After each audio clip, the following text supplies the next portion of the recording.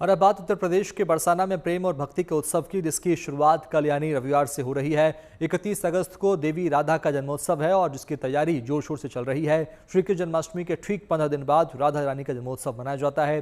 देश भर से आने वाले श्रद्धालु राधा रानी के साथ भगवान कृष्ण की आराधना कर सुख समृद्धि के आशीर्वाद की कामना करते हैं। इस दिन भक्त व्रत रखकर राधा रानी का कीर्तन और अभिषेक करते हैं। बरसाना में होने वाला राधा रानी का जन्मोत्सव न केवल धार्मिक दृष्टि से अहम है, बल्कि भक्ति, प्रेम और आस्था का प्रतीक भी है।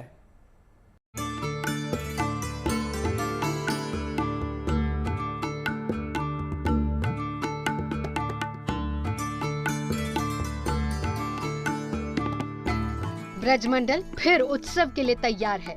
भगवान कृष्ण की जन्मभूमि मथुरा को इंतजार है प्रेम, करुणा और भक्ति की प्रतीक राधा रानी के जन्मोत्सव का। भगवान श्री कृष्ण की आह्लादिनी शक्ति राधा रानी के जन्मोत्सव को लेकर बरसाना उत्साह और उल्लास में डूब चुका है। पूरा बरसाना रंग बिरंगी रोशनी से सराबोर हो रहा है। वहाँ भानुगढ़ पहाड़ी की चोटी पर मौजूद राधा रानी मंदिर का माहौल भक्तिमय हो चुका है। राधा रानी के जन्मोत्सव का साक्षी बनने के लिए श्रद्धालु श्रीजी के धाम पहुंचने लगे हैं। राधा रानी से जुड़े मंत्रों के जाप से उनके महल में पहुंच चुके भक्तों को आध्यात्मिक ऊर्जा महसूस हो रही है।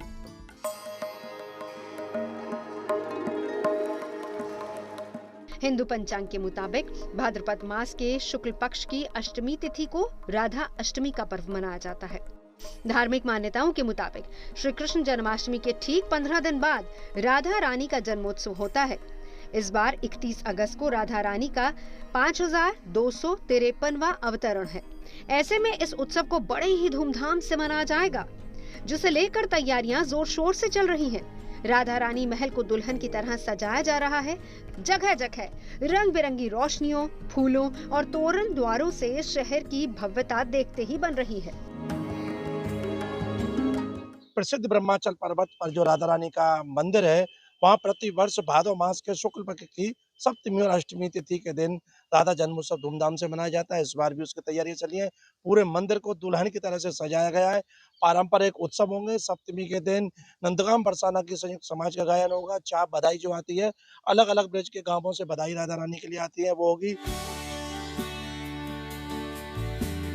31 अगस्त की सुबह 4 बजे चांदी की चौकी और अष्टदल कमल में राधा रानी के श्री विग्रह को विराजमान कर पंचामृत से अभिषेक होगा।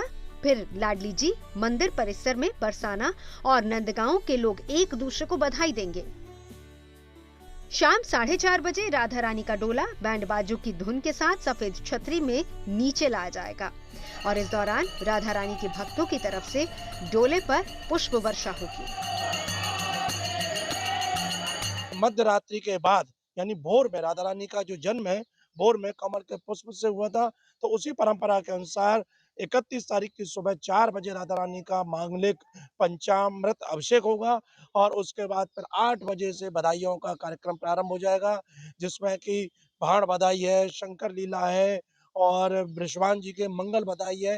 ये सब पारंपरिक जो संत और ऋषियों के वाणी है, उनके पद है, सैकड़ों वर्ष उन्होंने के उनका गायन होगा और खूब बधाई लुटाई जाएंगी। भक्त लोग आएंगे, खेल खिलौने, मिठाई, फल फूल, जो हमारे ब्रज की परंपरा है। और संध्या काल में फिर 4:30 बजे राधा रानी अपने गर्भगृह से पालकी में डोला में विराजमान होकर, नीचे सफेद छतरी में विराजमान होकर अपने भक्तों को बहुत ही निकट से दर्शन देंगी। राधा रानी की पंचामृत से अभिषेक के लिए हर बार की तरह इस बार भी खास व्यवस्था की गई है। इसके लिए 11.25 क्विंटल दूध, 1.25 क्विंटल दही, गाय के दूध से बना 11 किलो घी और 11 किलो शहद मंगाया गया है। 11.25 कुंटल दूध है, 1.25 कुंटल दही है, 11 किलो गाय का घृत है, 11 किलो शहद है और शर्करा है। इन सब के साथ राधा रानी का अभिषेक होगा।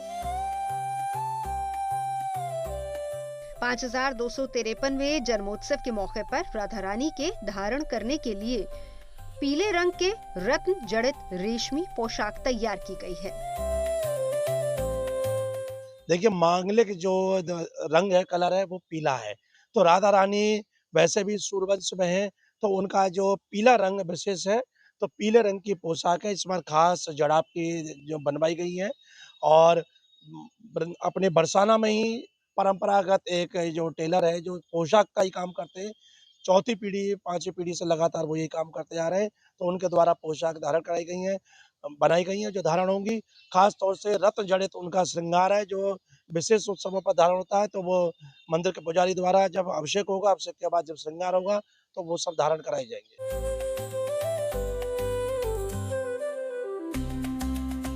राधा अष्टमी के मौके पर धार्मिक परंपरा के मुताबिक ही 27 तीर्थों, 27 कुओं का जल, 27 वृक्षों की पत्तियां, 27 पवित्र स्थानों की मिट्टी, 27 औषधि, 27 फल, तांबे के बर्तन में तेल से उनका मूल शांति किया जाएगा।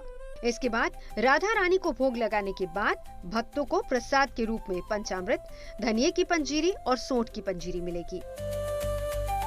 राधा रानी का जो जन्म हुआ है वो मूल नक्षत्र में हुआ है, तो सबसे बड़ी विशेषता ये है कि अभिषेक से पहले राधा रानी की जैसे हमारे आम प्रचलन में भी हम मूल शांति कराते हैं किसी बालक की, तो उसी परंपरा से 27 तीर्थों का जल आएगा, 27 कुओं का जल आएगा, 27 वृक्षों की पत्ती आएंगी, 27 तीर्थों की रज आएगी, तो उससे मूल शांति होगी। मूल शांति के बाद राधा रानी का जन्माभिषेक होगा, उसके बाद उनके नामकरण की विधि होगी और फिर तो सबसे पहले तो जो अभिषेक का पंचामृत होता है और जिस वस्त्र से उनका अंग प्रक्षालन होगा पोतरा, वो प्रसादी भक्तों में वितरित की जाती है। उसके बाद पंजीरी का विशेष भोग है, जिसमें धनिये की भी पंजीरी होती है, क्योंकि हमारे सनातन धर्म में इसका विशेष महत्व है। वैसे भी क्योंकि प्रसूता के लिए सबसे पहले जो आहार दिया जाता है, वो धनिये की पंजीरी का, सौंठ की पंजीरी का दिया जाता है, तो वो परंपरा भी आज निभाई जा रही है और उसके अलावा तो 56 भोग लगेंगे राधा रानी के, विभिन्न प्रकार के पकवान, साधु संतों का भंडारा। पूरा ब्रजमंडल श्रद्धा, भक्ति और उत्साह में डूब चुका है। श्रद्धालु दूर दूर से बरसाना पहुंच रहे हैं। जो पहले से वहां मौजूद हैं, वो भक्ति भाव में लीन हो चुके हैं। 30 अगस्त से शुरू हो रहे जन्मोत्सव कार्यक्रम में श्रद्धालुओं की संभावित भीड़ को देखते हुए पुलिस प्रशासन की तरफ से सुरक्षा की व्यापक तैयारियां की जा रही हैं। भव्य और दिव्य श्री राधा अष्टमी मेले को देखते हुए पूरे बरसाना को 6 जोन और 18 सेक्टर्स में बांटा गया है, ताकि बेहतर तरीके से भीड़ को नियंत्रित किया जा सके।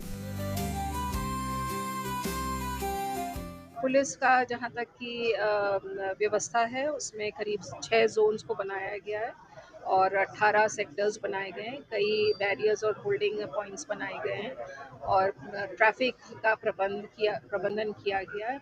जिला पुलिस तो लगी है, बाकी बाहर से करीब 2118 पुलिस जन अधिकारियों समेत यहाँ पर व्यवस्थित हो रहे हैं और इसके अलावा पीएसी का भी यहाँ पे आवंटन कर दिया गया है। फ्लड पीएसी भी यहाँ पे लगा दी गई है।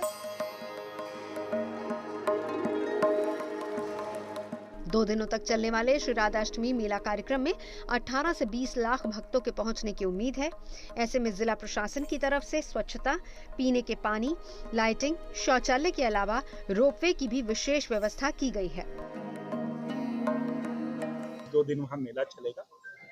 व्यापक साफ सफाई की जा रही है, बिजली की अच्छी व्यवस्था की जा रही है, पीने के पानी की अच्छी व्यवस्था होगी, टॉयलेट आदि की व्यवस्था होगी। जो पब्लिक एमिनिटीज हैं उनकी व्यवस्था होगी। पूरे बरसाना को सेक्टर जोन में डिवाइड किया गया है। एडीएम्स, एसडीएम्स स्तर के अधिकारियों की तैनाती की जा रही है। इसके अलावा हम सभी जानते हैं कि अब राधा रानी जी के मंदिर में रोपवे भी बन गया, जिससे काफी श्रद्धालु जाएंगे।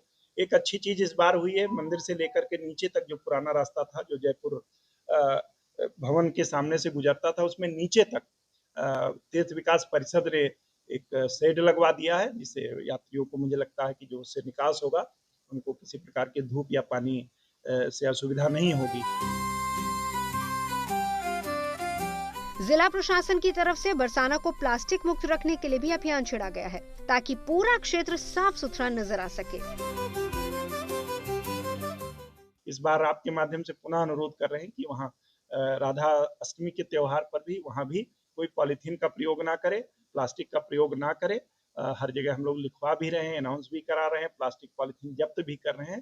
तो मेरा आपके माध्यम से अनुरोध है कि जनता भी सहयोग करे और जो बरसाना की जनता है वो लोगों श्रद्धालुओं का दिल खोल के स्वागत करे।